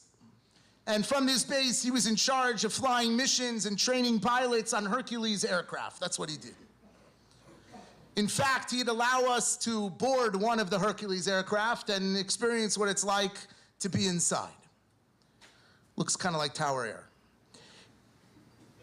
He was involved with all of the logistics in plane refueling. What it means for a fighter jet that has to fly very far across the world, and it needs to refuel in the middle, so it can't just stop. Another plane can come and refuel it in the middle of the sky. You can imagine it's not the easiest thing to accomplish. This was his expertise. In this briefing room, and this was 20 years ago, he showed John and I on a map that we probably were not supposed to see, but everyone's family in Israel. A country that they were flying missions to and from, and it was a friendly country. So I asked him, why are you practicing flying to that particular country when, l'chora, we have good relations with this country? So he had me put one finger on that country and one finger on Israel. And then he said, hold the distance between these two places. And I said, okay. And then he said, move the finger, one over Israel and one over Iran. And it was identical. Over 20 years later, those training flights were put into operational motion as we all witness Israel's preemptive attack on the genocidal and evil regime of Iran. And we watched as pilot after pilot got in their planes. One of them, I heard a story from someone who knows the individual. One of them got married that night, got a call. Someone came over to him while he was sitting with the kala at the table and said to him, we're going, afilu chasan mechu paso. That's it. He put on his uniform and he looked at his wife, who he had just married minutes ago in her wedding dress, and he said to her, I have to go. And within hours, he was in a plane over Iran. And these pilots were incredible. But as incredible, more incredible was the siyata d'shmaya, the nisim and iflos that we witnessed. The whole experience beginning with Prime Minister Netanyahu at this year's Chidon HaTanach. Our family is big into Chidon HaTanach. And the Prime Minister always gets to ask the last question in the Israeli competition. So this year, the Prime Minister, he's standing in the Israeli competition. This is in May. This is on Yom Ha'atzmaut. No one knows nothing from nothing. And he looks at these kids who had studied and memorized Tanakh and at all these families, and he says to them, what pasuk best summarizes this last year of the war? And they're knocking back different ideas.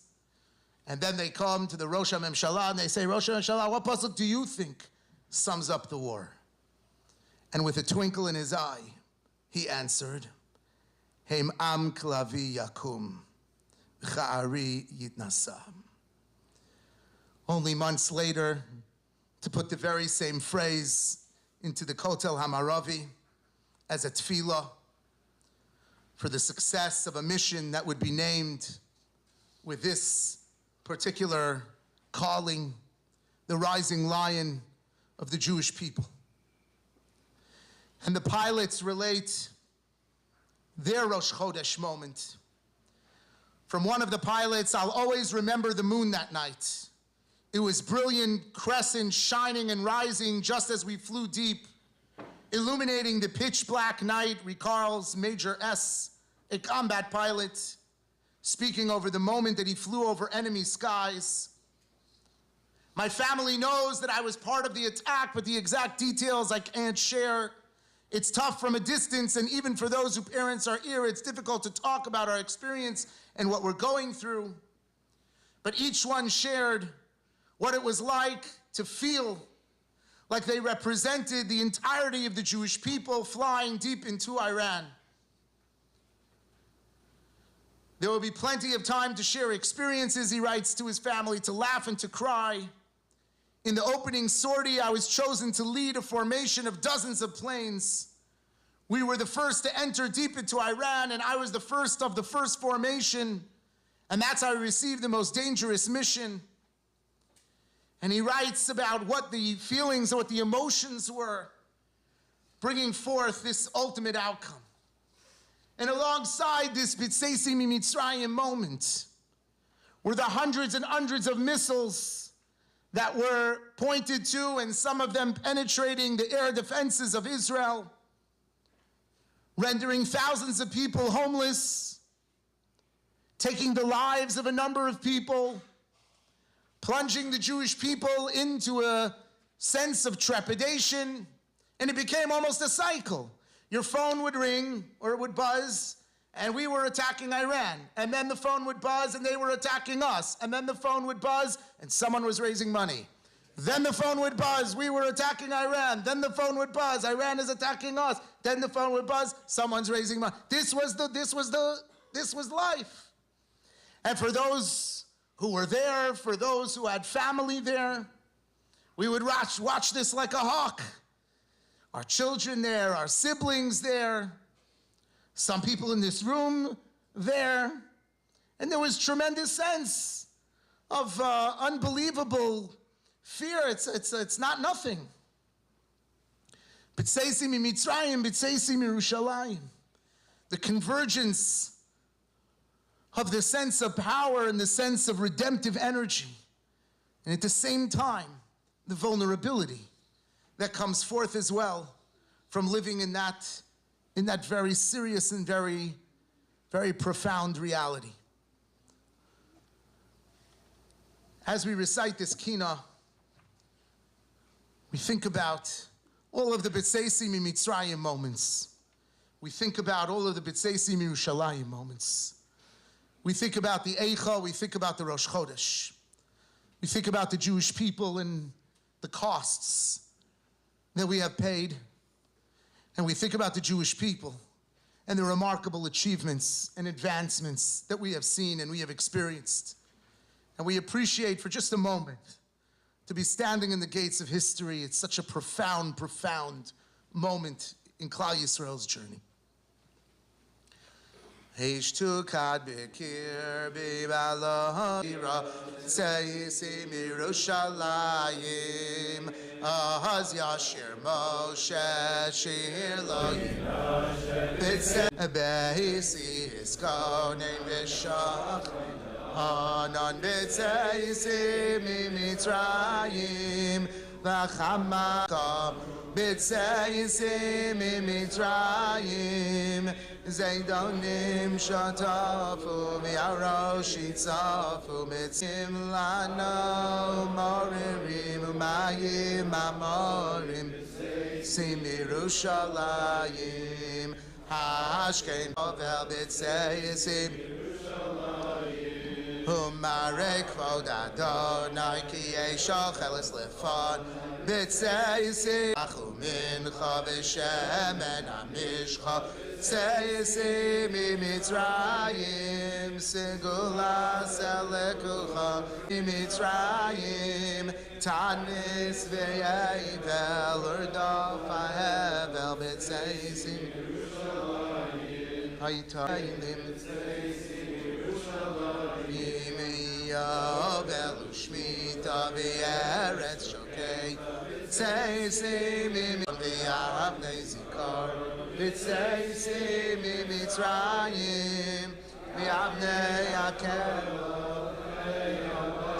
Yomzim Umonim Umorim V'konim B'tzeisi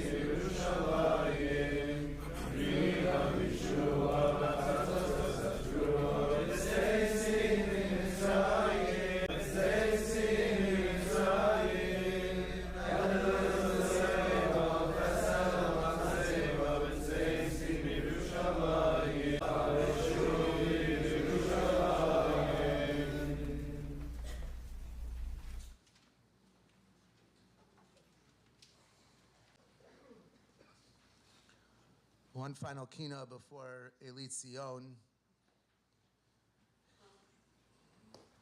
Kina Lamed Vav.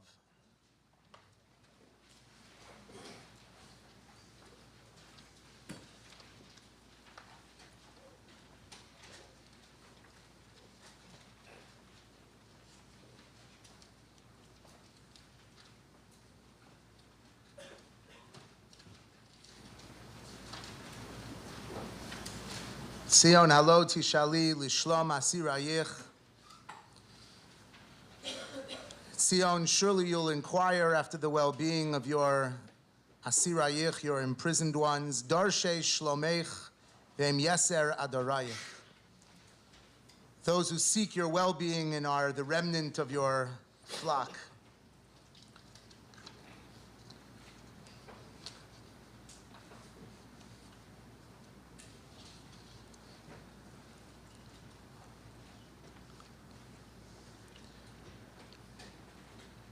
One of the most extraordinary realities of that 12-day war with Iran, beyond the performance of the military, beyond the home front,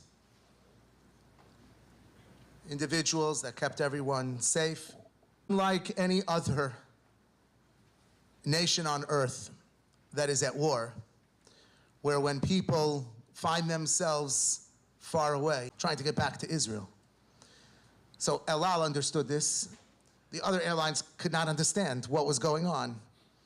That Jews, no matter what it took, in order to get back to Eretz Yisrael, in order to get back to a nation, in order to get back to a country that was spending much of its night in Bamsh, a magnetism to Eretz Yisrael that draws the Jewish people home in any and in all circumstances. No matter what, the Kali of Eretz Yisrael is itself presented as a future driving reality. Kadosh Baruch Hu refers to the future element, there are future energy to Eretz Yisrael that draws people in a manner that is beyond whatever the pragmatic considerations. Members of our community, as members of our shul, have detached themselves from what sometimes becomes a little bit of a heavy footing. They are Doresh Zion. They pursue Zion. They pursue Eretz Yisrael. I shared in the shul many times that in our own family, siblings, so now 2/3 of us are in Eretz Yisrael.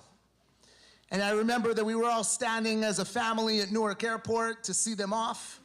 We happen to be a very emotional family, and I was really expecting this whole experience to be like one of the worst, Glasser light. And, you know, they had all their luggage ready to go. Nefesh B'Nefesh is there. They're holding the signs. I forgot what the sign. They help with so much stuff. We have Ari Weiss, who comes here so often from Nefesh B'Nefesh. And we're standing at the airport, and their kids are like, and I was waiting for the bawling to like start. And there were some tears. There were definitely some, you know, it was hard. It was a perud. It was, we were saying goodbye. When there's confusion. Bechi comes when there's bilbul. Eicha yashva vada da'ira vasiyam. The bechi comes just, it's so overwhelming that like you're crying. It's so overwhelming. But there's a destabilization that's setting in and to have them live across the world. But it wasn't sad because it was right. Because it is, I met with a couple of months ago here in this shul with his family, told me that his father brought their family to Jew should be. This is where a Jew should be. And since this is where a Jew should be, when you get on the plane, even if it's from Newark, the way they should be.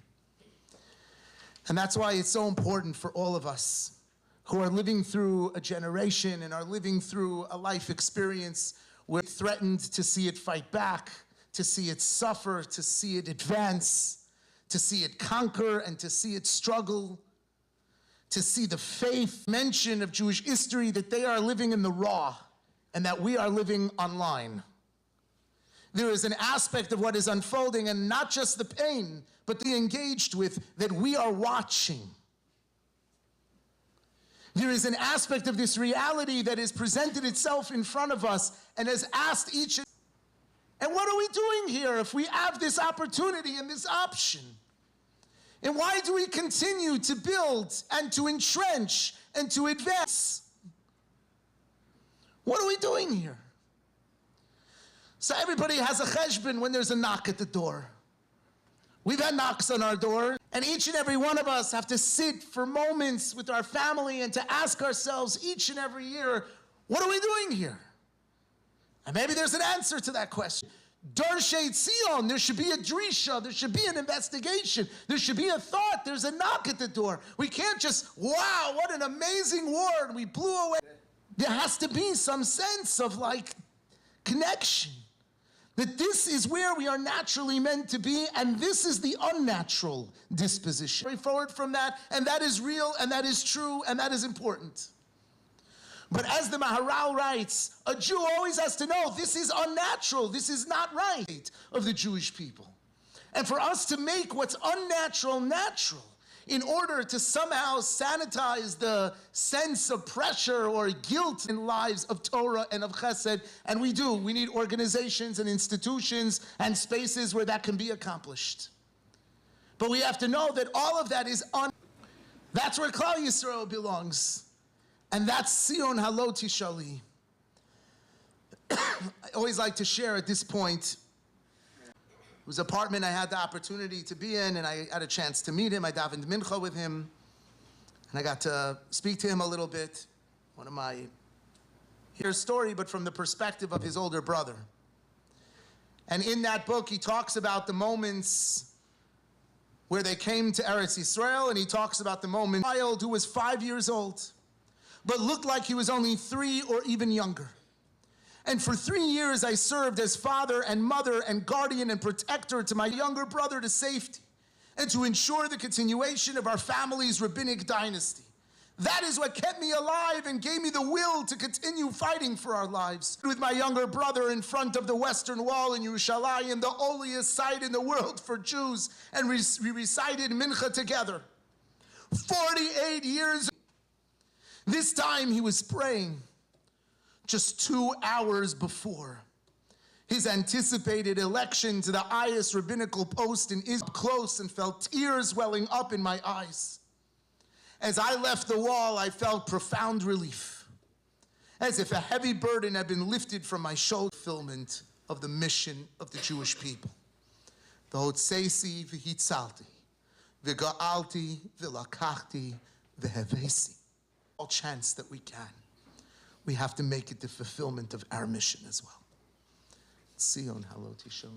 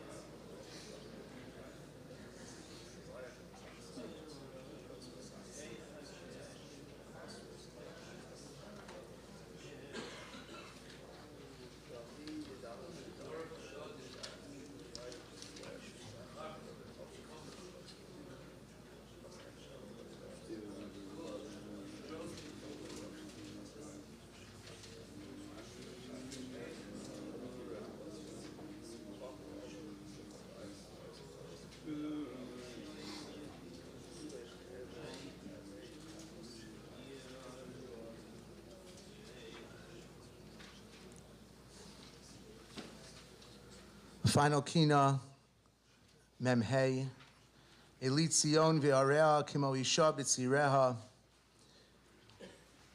Eli, lament Tzion and her cities, kimo isha b'tzireha, like a woman who is in labor.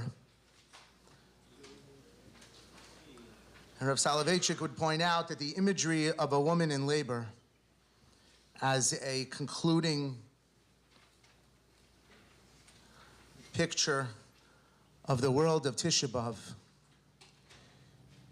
resonates with our perspective in understanding that the Jewish historical experience that we have focused on over the course of this morning and part of this afternoon is painful and is traumatizing and is difficult to hear, difficult to know, and difficult to experience. But that Klal Yisrael is ultimately, currently within an experience of Leida, of birth, of giving life to new related to that moed. V'anu lochem misham kol hashana. And we take from that bracha energy for the entirety of the year. Mi Pesach Shavuos, we grab Torah. Mi Sukkos anu lochem simcha. From Sukkos we grab simcha.